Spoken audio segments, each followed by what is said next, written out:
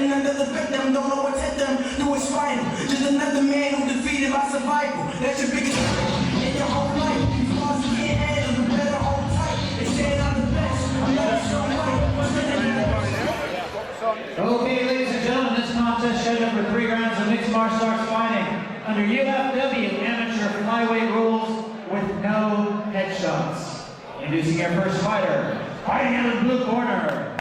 This man is a mixed martial artist with a record of 1 win, 1 loss.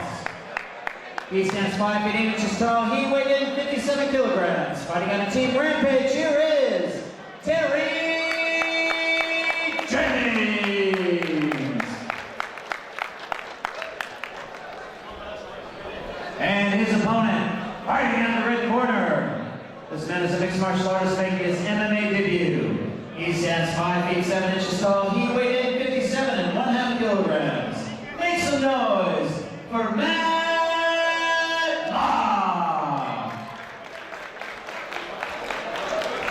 And when the action begins, referee in charge is Chris Bachelor. Here we go, our first MMA fight tonight. Terry Jennings in the blue and Matlock in the red. No head contact, they've decided on this fight. I'm not a fan of that, Alex. If they want to progress their careers, they need to learn how to protect their This head. works like it's semi-professional rules in the real world. I don't quite, hey. Not for me, but here we go. And ready to rock and roll is young Terry Jennings and Matlock here. Terry Jennings in the gold and black trunks. Oh, good kick. Might have been no head contact, but where he dipped down, he got yet one. Oh, you get what you deserve, Alex. Very impressive. Terry took him down. Terry's quite experienced here, Alex. He knows what he's doing. He trains regularly. I think your promoter, Paul Webster, actually takes him under his wing. 1 win, 1 loss. Or was it 1 draw? I'm not quite sure, but just shown keenness. I can't quite see what he's got there. He's getting spoiled in the mount here. He's getting tugged in here. He's trying to get an arm triangle, but he hasn't got the He's position. got his own arm trapped under his head. He needs to release his own arm. He needs to come off. It's all about position submission. He might have that. He's trying to cut up the carotid artery and strangle him, but he hasn't got the right position. And he's well, under these rules, he's not allowed to twist, you see, Alex. You can't twist the neck, which is where he's going to get that lock to be effective. Under these rules, you cannot yank the neck. You don't need to actually twist the neck in that position. You can actually put a strangle on, but he's not got the position. He's not got the position for that, though. He'd need to crank it from there. He should let go of that and rise up and have some punches, because he's lost the position. And just win the round in that position. Pushing off the cage here. But what he's doing is sometimes you've got really dangerous strikers, and if you're a good jiu-jitsu guy, you'd be on top and you're just trying to nullify them. You want to keep it really tight so they can't strike you. So he's not doing a very good job of getting out from underneath there. He needs to shrimp out of there, doesn't he? He needs to push his hips off the floor. Absolutely. I mean, Alex, you know I'm not an MMA fighter. You are. What's it like to have a big guy sitting on your chest all fight? It takes it out of you, doesn't it? Well, when you say a big guy, you're at the same weight. So generally, depends how you weight cut. There's a nice turn there. But what you can do, if you're roughly, there's only going to be like 5-6 kilos in it. Yep. It depends how much weight you cut. You can use the cage as a weapon, and the more skilled you are, it's all about learning tactics, learning techniques. Leverage. Yeah, of course. It's all very well having a big heavy guy on you, but if you haven't got the right leverage, you can be light as a feather. Non-productive work, Alex. Exactly. Me personally here, I would be trying to use the cage from my back to get up. It's called cage walking, that's what we do. Yep. But I'm a striker. And even though I do MMA, I want to strike. And K1, Alex, you've had a lot of K1 fights. Your striking rate is something you want to rely on sometimes with certain fights. But you never know you've got in front of you, do you? Of course. So that's also what can happen is another tactic. If you are a striker and it's not really going anywhere, spoil it. Oh, right in the balls. He didn't complain on that. There we go. Good first round. I quite enjoyed very that. good. Yeah, good stuff.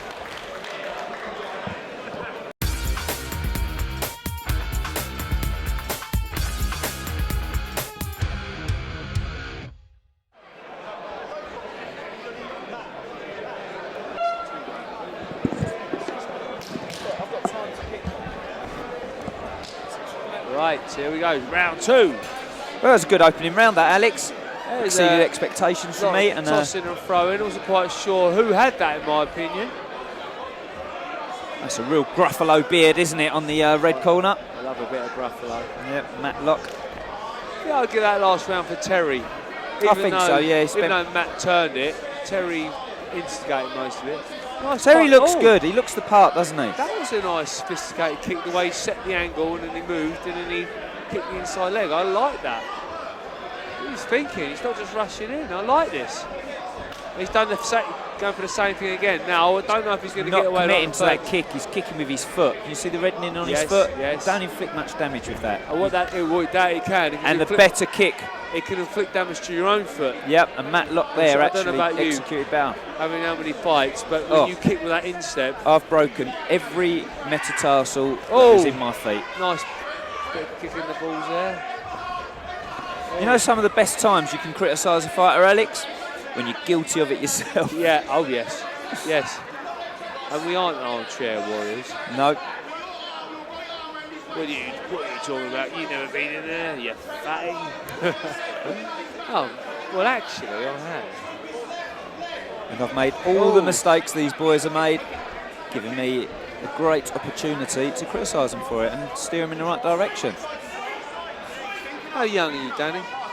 37 years old now, Alex. Could you get back in there now and do what these boys are doing? No, I'm done. If I paid you 50 grand. Yeah. I mean, yes, it's funny. When you're young, it's not about the money at all. No, it's not. It does. Obviously, fight. Yeah, but you know it's a career. You go for your career path, and look, he's looking for something on the floor there, Jennings, but he's just hanging on to his neck for dear life here at the moment. In a half guard. See, that's a good tactic. Yep. Just hold the fighter. We said earlier. Nothing's going on. Let's just stand up again. Gone a little bit flat this fight now. Jennings coming back to straight to the centre of the cage to get this fight going.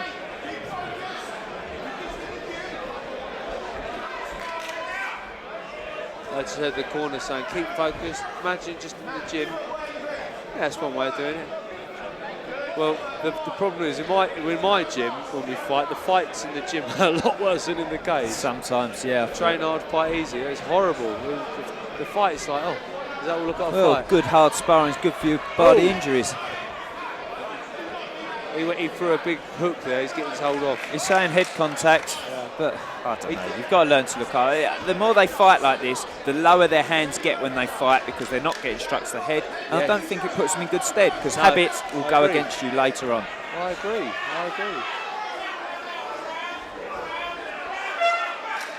One more round.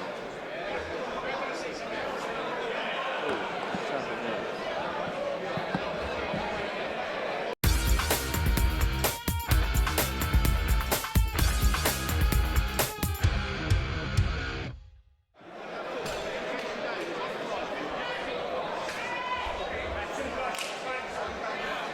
Well, straight back in, touch gloves and kick to the ribs. Beauty. I like that. It's one of my favourites. Touch, bang! Some people think it's ungentlemanly, but I say go for it. Jennings, look, clever grip on the face. Look, squeezing the nose and pushing up. Referee's just pushed it as it got close to the eyes. But good tactics. These guys are really good for the rules they're fighting under, actually, Alex. I'm quite impressed with them. Quite enjoying it. Yep. And it's a good platform. Like I say, your promoter, Mr. Paul Webster, is bringing these fighters from their grassroots and taking them through. And these guys are starting careers. And, well, Mr. Jennings, we've seen him on here a bit. This is the first we've seen of Matlock, I think. And, well, impressive stuff, isn't it, Alex? I think the ref's going to stand him up in a minute there. A bit of inactivity. We also have to remember, we had to keep it exciting for the spectators. Oh, of course, yeah. Good hands. Chris Batcherdor, very good referee. A really good referee, Alex, definitely.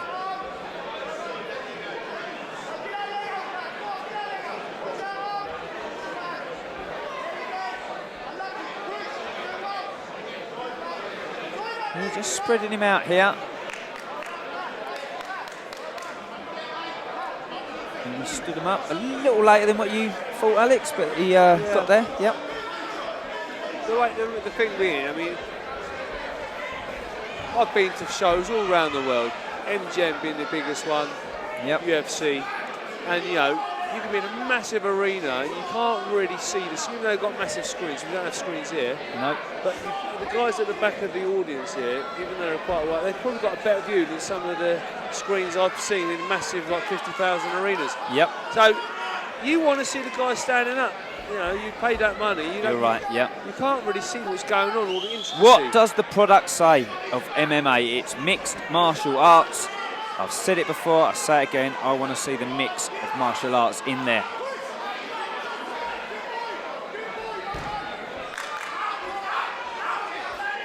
Oh, good. Trying to take his back here. You think he'll get that on from there out? I think the cage is against him, isn't it? He needs the space. Got to get in the centre of the cage sometimes to get it off. Unfortunately, in that position, he could posture up and rain down some beautiful headshots. But the thing is, when you haven't got to worry about having to defend your head, hitting the body is going to be hard because it's just easy to cover the body. Yep. See, it's not easy to cover the body if you've got to cover the head as well.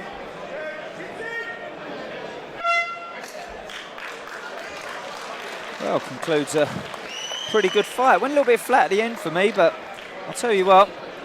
I can't call that one. Standard's good. I don't want to call that either. It goes down to the capable UFW judges. And your very handsome ring announcer, Mr. Brett Freeman, will be calling this.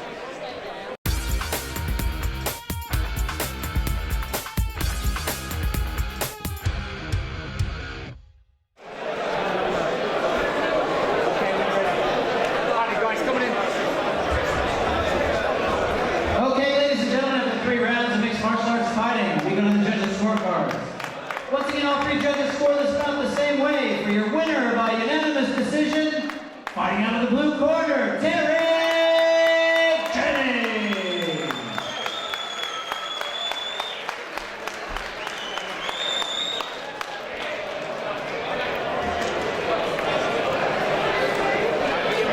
Hello, how are you doing? You happy? Very happy.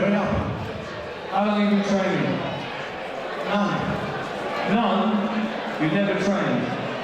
Well, I think you're being rather confident because I saw some really good wrestling.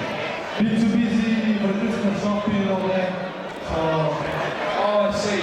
Christmas shopping, so what's on the agenda now? More Christmas shopping or are you going to get back in the gym? Well, this time we're going to the gym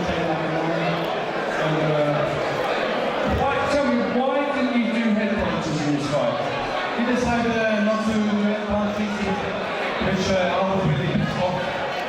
Because I'm a good runner pounding guy, and maybe you were scared. Maybe you were scared. I think I'm pretty the train to fight a shot head to head, which I'm paying for. Well, you happy you got a nice medal? Very happy. Thank you for my support, my girlfriend, my father, my son, my brother, and whoever supported the show. Thank you so much. Look forward to seeing you again, sir. Well done.